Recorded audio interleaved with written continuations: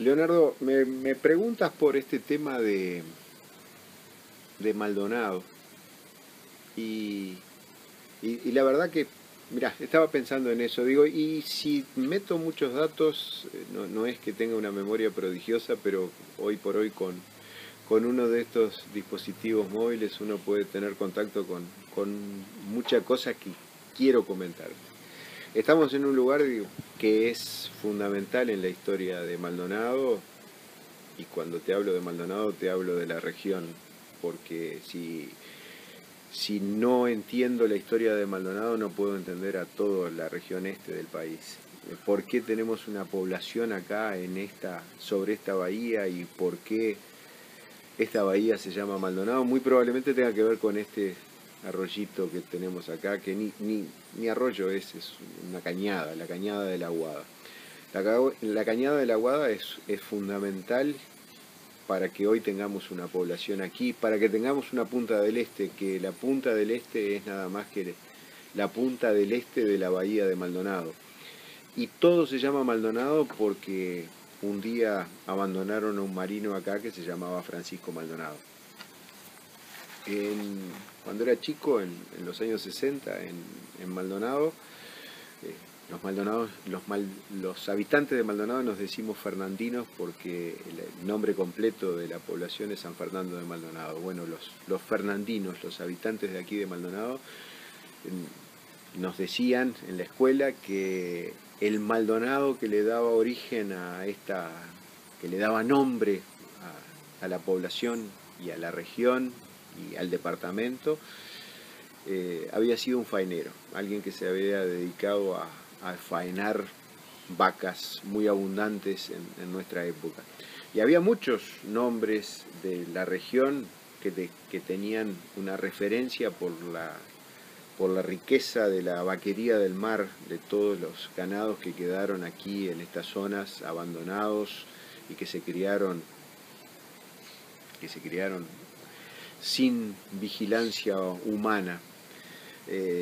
Rocha, José Ignacio, Garzón, son nombres que vienen de faeneros que trabajaron en esta zona. Tenés que pensar, Leonardo, que una vaca en esos tiempos que estamos hablando no era un animal dócil, que era un animal que se había criado indómito, que no tenía dueño, que corría y que había que desjarretarlo, cortarle los tendones, tirarlo. Si lo cazabas en el campo, pero que el negocio de la vaquería del mar era juntarlos en un determinado lugar, muchos animales, correrlos y juntarlos en un determinado lugar, en una horqueta de unos arroyos o en un valle, para poder después faenarlos a todos juntos y no andar arrastrando osamentas de vacas por todo el campo. Rocha, José Ignacio, Garzón eran faeneros que tenían lugares de faena muy cercanos a esos lugares que conservaron el nombre. Maldonado supuestamente era eso, pero un faenero. Lo cierto es que en determinado momento apareció un papel que, ya te digo, con un dispositivo móvil es muy fácil encontrarlo, no es mi memoria prodigiosa, es una orden, una real cédula de Felipe II, rey de España, un personaje muy poderoso, un personaje histórico, importante en Europa y en América, que le da la orden al gobernador del Río de la Plata de establecer una población en esa isla que tenemos ahí enfrente, en la actual isla de Gorriti, a la que se denomina en ese documento Isla de Maldonado. Ese documento dice: mi gobernador del Río de la Plata, yo he sido informado que convenía poblar un pueblo en esas provincias a la banda del Brasil en la isla de Maldonado, porque de ordinario se pierden allí navíos y los naturales capturan a la gente, y que hallándose allí la dicha población se recogerían los dichos navíos y guarecería la gente, y habiéndose platicado sobre ello por los de mi Consejo de Indias, fue acordado de remitíroslo y así os mando, para que como quien lo tiene presente lo veáis y proveáis como os pareciera conveniente a esta corte, y esto es lo importante, a 19 de octubre de 1594. Y firma, como firma un rey, yo el rey.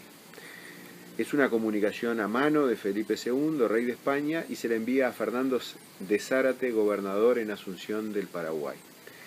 Este documento, que fue tomado como referencia para que los 19 de octubre fueran el Día de Maldonado, nos está diciendo que en 1594 ya se le llamaba Isla de Maldonado a esa isla.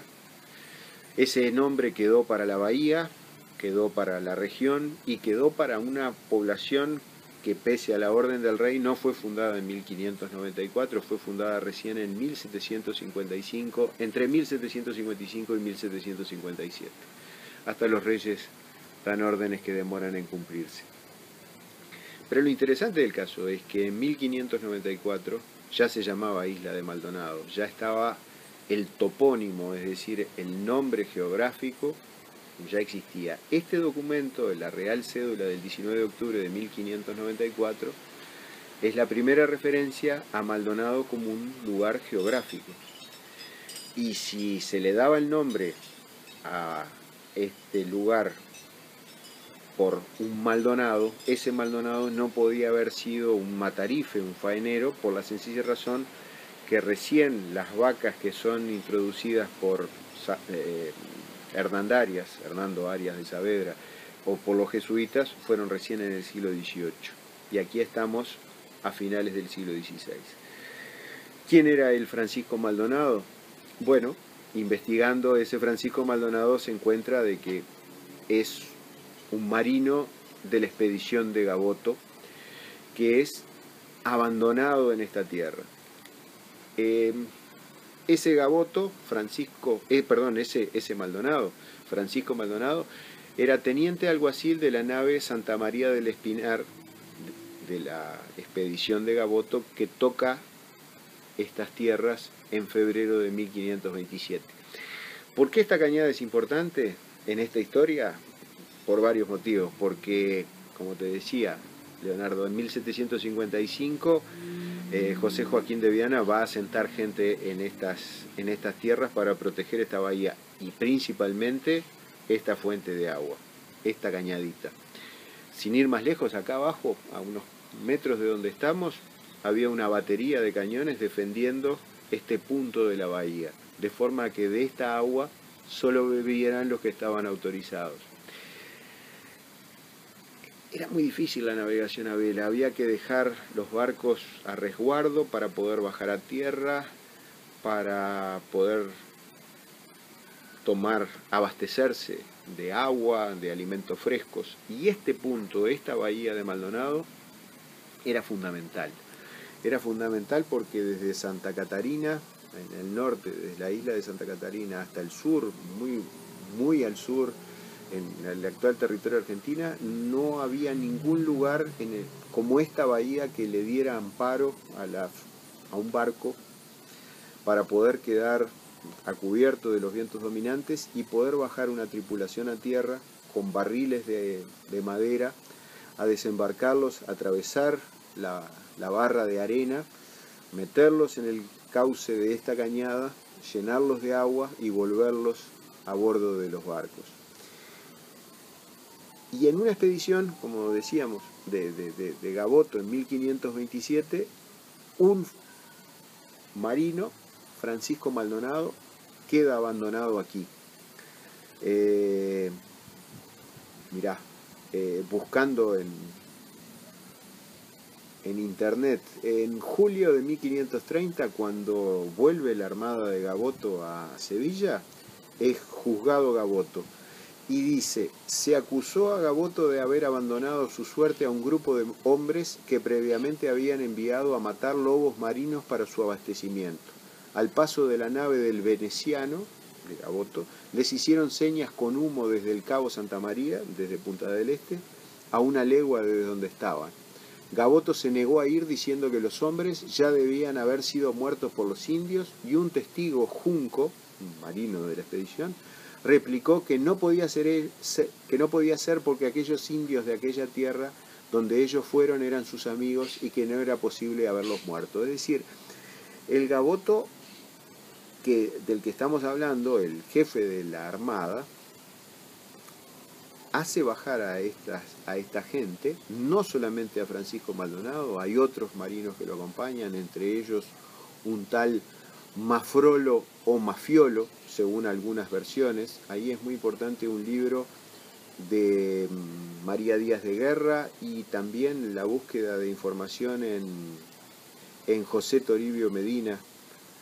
Dirás, este tipo sabe todo, pero no, búscalo en internet que está. Hoy con un dispositivo móvil esa información está accesible. Lo cierto que este Francisco Maldonado fue abandonado acá. ¿Por qué? ¿Por qué no lo quisieron recoger a la vuelta?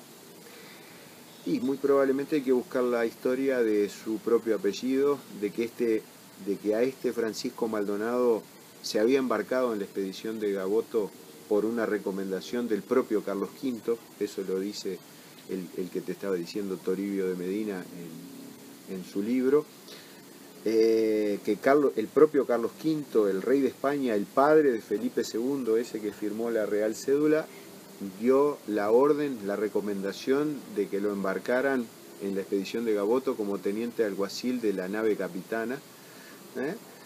Y a ese Gaboto lo manda con este tal Mafiolo o Mafrolo, lo despacha tierra adentro y resolvió dejarlos allí. ¿Por qué?